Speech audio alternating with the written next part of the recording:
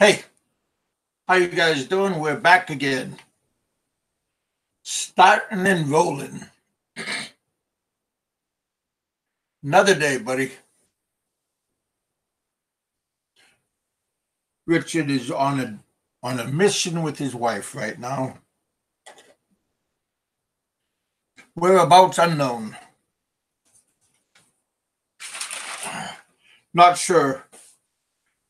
Not sure when, how, or whenever he's coming home.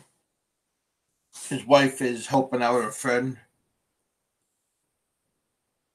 His wife is a good humanitarian, helping other people all the time. Hey, Mark. Ed. We got Roberto.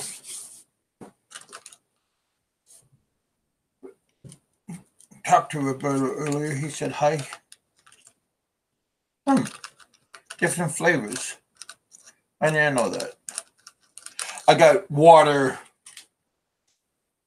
packs, flavored water, lemon, lime, pineapple, citrus fruits, flavors.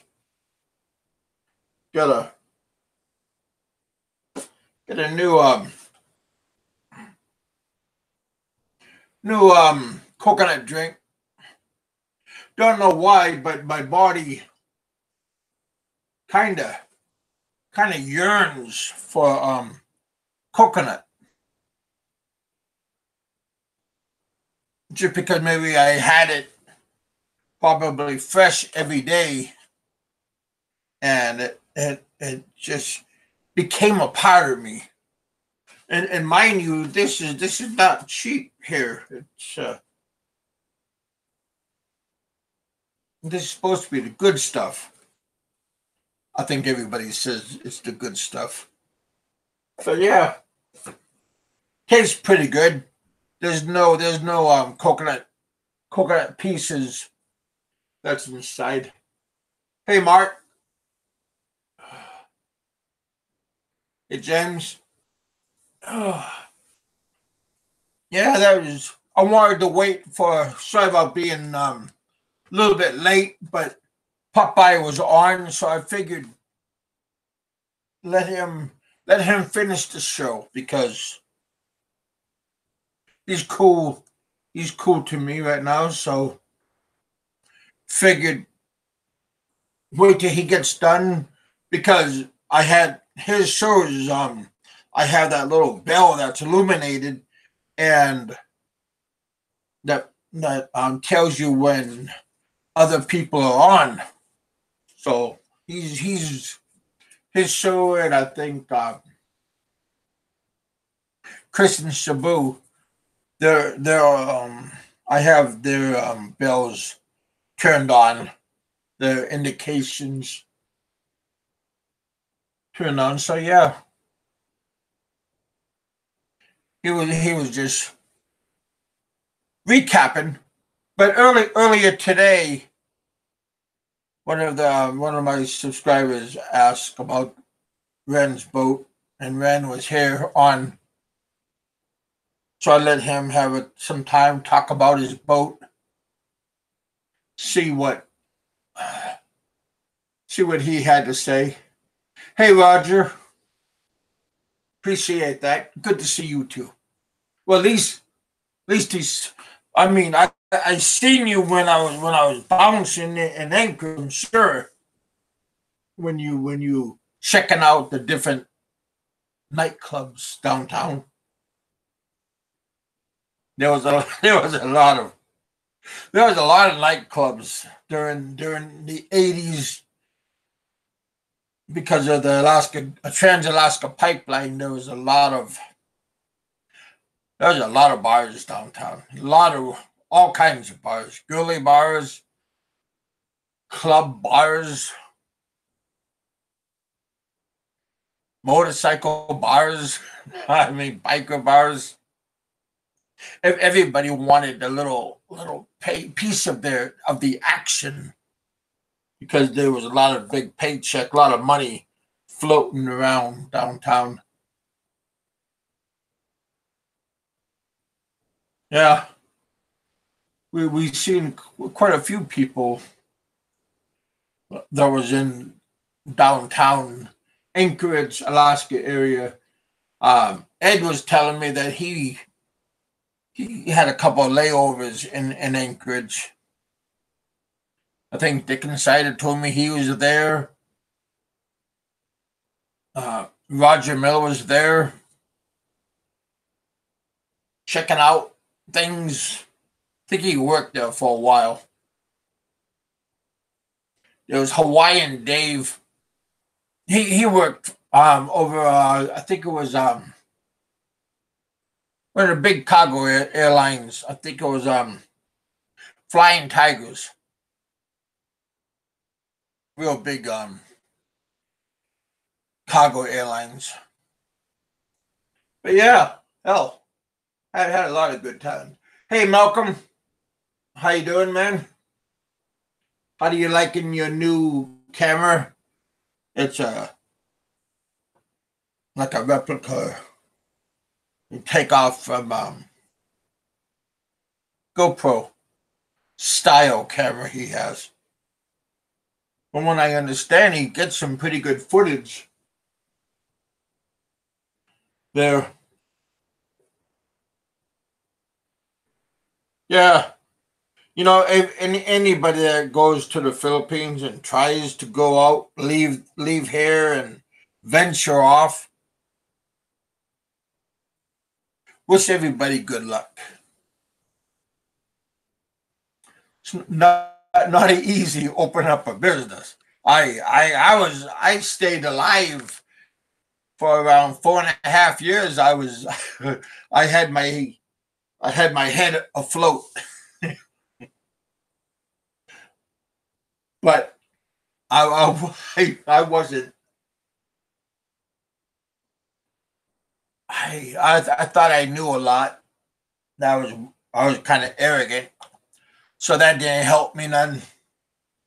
And I didn't know shit about how to fix computers. I wasn't a technician. I was just I know how to load it, turn it on, clean it. I know a little bit about it, but I didn't know the actual how to take out the motherboard, how to change the main power supply. I didn't know how to load the motherboard. I didn't know how to read the controls on it. And when you put in new programs or you put in new items on the computer, and then you're supposed to attach the program to it. And I didn't know what the hell. I just said, hell, I'll just hire somebody. And yeah, when you hire somebody, it costs a lot of money. It was $30 a week that he just came in. And if he didn't have to do any work, he just walk around, check the computers by the main computer. He could just see all the computers all at once because they were all immigrated as one. And he checked them all out. And if they're all working pretty good, he just, okay, thanks. Collect his $30, 1,500 pesos, and he left. So I always kind of hoped that he had to do a lot more work because, you know, for not doing anything, $30 to 1,500 peso, that's a little bit of money. At the beginning, it wasn't nothing, no money, but towards the end of my existence as a business person, boy, all pesos counted. I had a Coke machine. Coca-Cola company came down. I had to buy so many cases, and Coca-Cola and Semigo Brewing Company was one. They both were inactive together, and I could put beer, Pilsen beer inside the Coke machine, the cooler, the stand-up cooler, and that's it. I couldn't use like put Pepsi or Pepsi products, any other kind of beers. Coke 45 I couldn't put in. And yeah, sometimes I would just walk over there, grab a long neck, pop, well, not a long neck, but 500, open one up, drink it, put it in the box. Yeah. Towards the end, I didn't do that too often. Had to have a little bit of self control. I had a balcony above my sign at my internet place. I had my main bedroom was right there, where the balcony was, and I had all my other boarders' rooms all upstairs. I had two boarders downstairs. That was pretty good having a boarding house. That was a pretty good business. That lasted all the way to the end. So was in the billiard business. That also lasted all the way to the end. The billiard business didn't need much maintenance. All that, like maintenance wise, I had to put the heads. Sometimes the head would break off the pool cue, so I had to glue the head back on. Pool cues, they would, I don't know why, but they would always get warped somehow. So I always had to buy new pool cues. Balls, they last forever. Even though when they go on the break and balls would fly off and hit the hard floor, the cement floor, bounce all over the place. Yeah, that was a good business. I didn't play pool that much in Anchorage. I did a couple of times. Fifth Avenue, Anchorage, over by the right behind Fourth Avenue. Fourth Avenue was the main strip where all the good bars were downtown. A lot of native bars and strip clubs was all in that area also.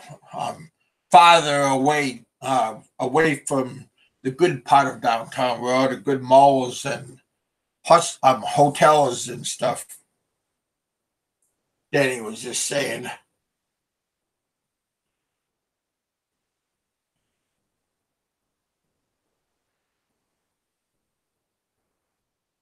A lot of history. Yeah, I remember I seen Dean Martin on the Tonight Show, and Johnny Carson asked, "What's the best bar you ever been to?" He was saying that to Dean Martin, and Dean Martin turned to him and he said, "Fourth Avenue, Alaska. That's the best bar he ever been to." Damn. He had a couple of gigs in Anchorage, at Fort Rich, and over at Elmendorf Air Force Base. Dean Martin played at those bases, and I think he went up to Fairbanks and went to one of the other forts that's up there. Fort Wainwright, Galena. Galena was the Air Force Base, if you didn't know. There's a lot of Alaska has a lot of bases, a lot of Navy bases, a lot of Navy installations, and a lot of Air Force bases, from all over Alaska all the way down the Aleutian Islands. That's where I used to go fishing on when I was a deep sea crabber. Yeah, lot of memories. But yeah, Having your own business, boy. You got to know what you're doing about having a business. I just had some money and I figured, hell, open up a business and it's gonna last forever. Not gonna have some outside problems. Yeah, I mean that's kind of wishful thinking because when you have unseen problems coming at you,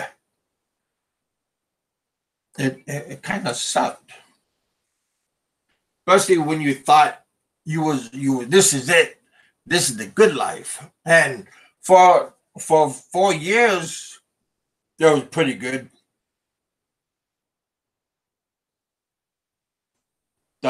Except all my businesses and everything that I had around 50, maybe 60 working computers inside. I had upstairs and downstairs, and some was over in my billiard business place.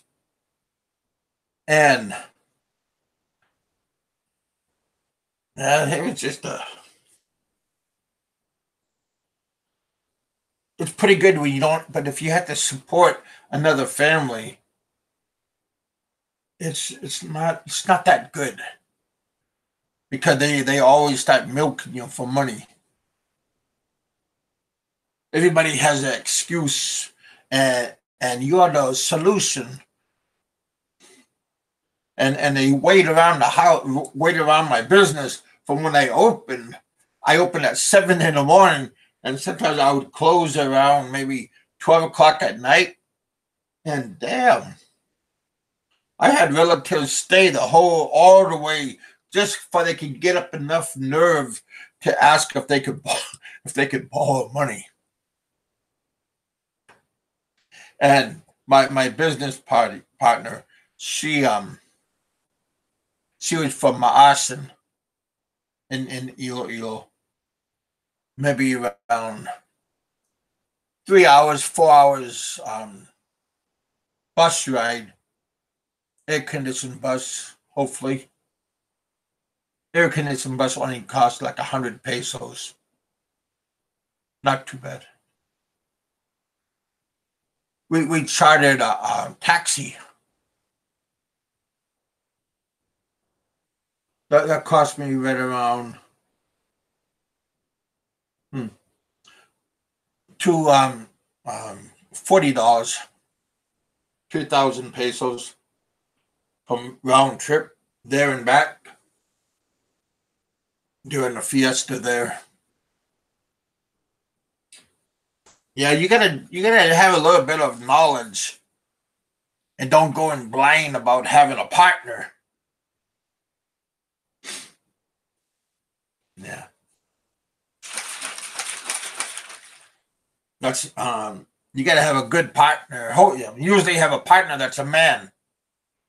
Don't have a partner that somebody that you sleep with. It doesn't. It's not a good combination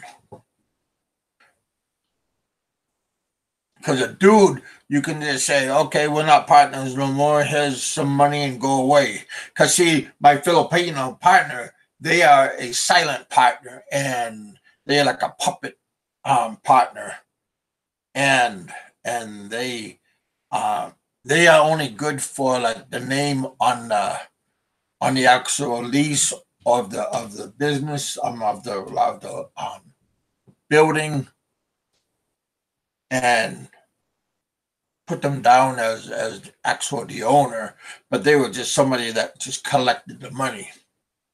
But when you're sleeping with her, yeah, it's not good. But maybe when if you're married, then it's a little bit different. Um, because I think you have a lot more better trust on somebody when you're married to them and you open up a business. But when you are unless with somebody at the moment You don't do things in haste. Don't do things like on a whim. I'm gonna leave Alaska. I'm gonna get out of $80,000 a year job.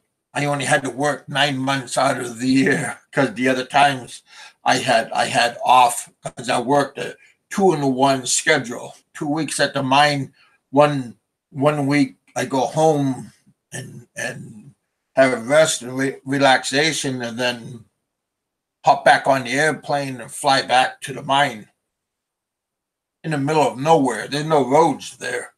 There's a deep water port where the barges come, the super barge come and pick up the ore. The ore is like a powder. So we already broke it down into zinc and lead. Now we have trucks from the mine take it all the way to the port. We got super buildings that are there, warehouses that the trucks offload. It was around a 500-man camp. It wasn't a small. It wasn't a small operation. It was just. You can look it up on the internet on Google. You can Google Red Dog Mine, Alaska. It's owned by Tech Cominco.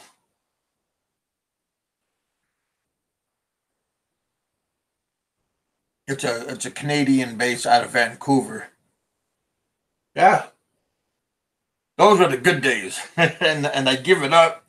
Roberto chewed me out, told me that I was kind of irresponsible to leave a good cushion job and 401k and cash out my half of my 401k and go off to the Philippines and live high on the hog for a few years, and then things went to shit. Yeah. Don't do things on a whim. Don't do things half-ass. Do things with control, and do things without blinders, so you can get the full picture. Because if you don't have the full picture, you're you're screwed, man.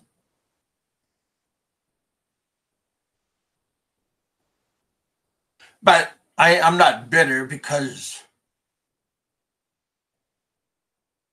I just did it.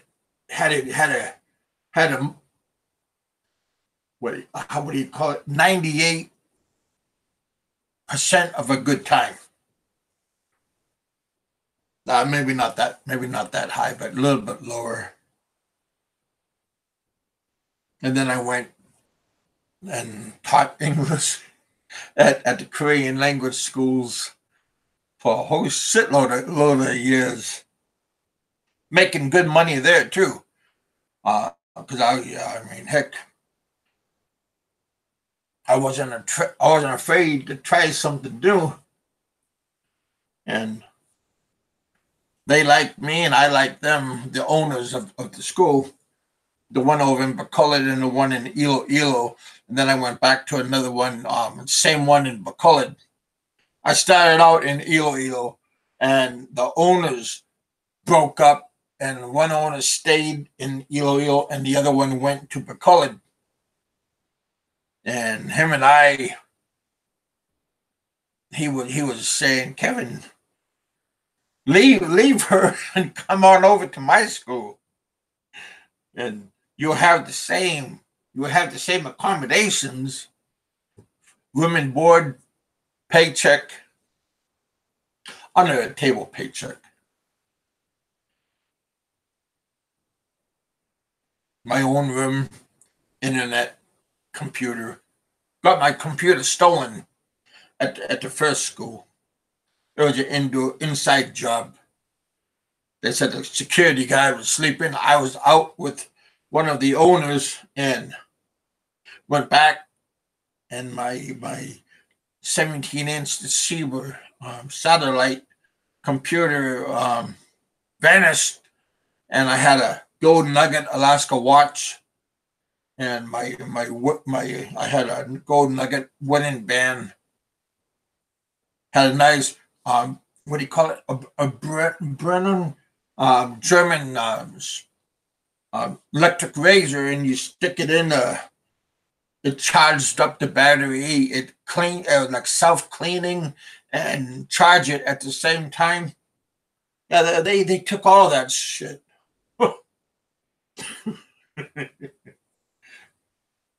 Yeah, and the security guard said, "I don't know what happened."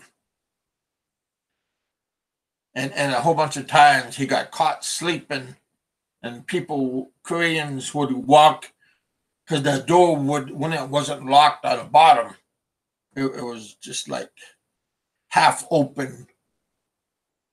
People could come and go, and the security guard didn't had to go down a flight of stairs to open up the door. So, yeah, I didn't get reimbursed.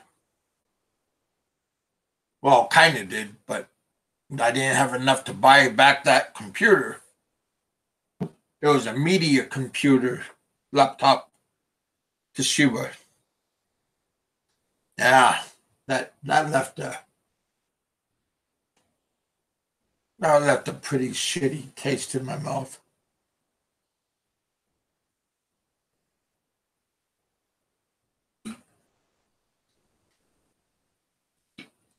Yeah, electronics, that's a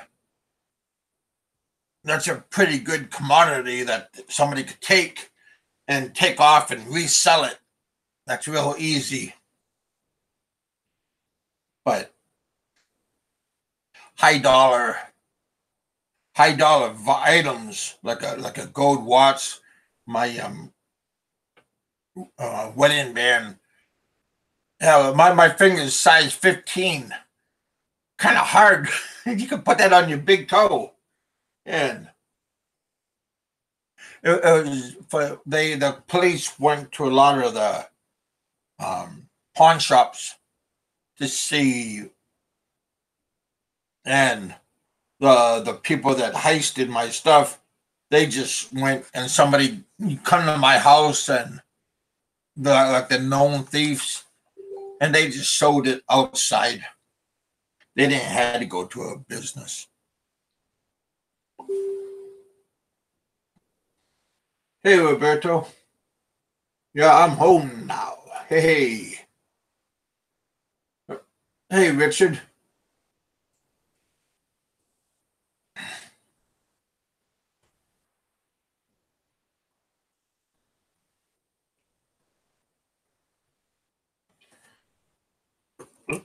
Yep. Yeah. Yeah, at least if you're like if you're gonna open up a tricycle shop, motorcycle tricycle, you gotta know how to weld. You gotta know how to be like a machinist. You gotta know how to work on small engines, weld things, the carriage. You just don't buy the motorcycle and the carriage and think you're just gonna make money, and you gotta buy parts, a lot of parts. Yeah. People think, yeah, we can just go there, open up a business. Or if you open up a resort, not that easy to just start open up things, because you got to have some kind of knowledge on what you're doing. Because if you're not very schooled, like in a hotel or restaurant or bartending, people are just gonna rip you the hell off. Oh hell! When was I married? Uh oh god, maybe mid 90s, like early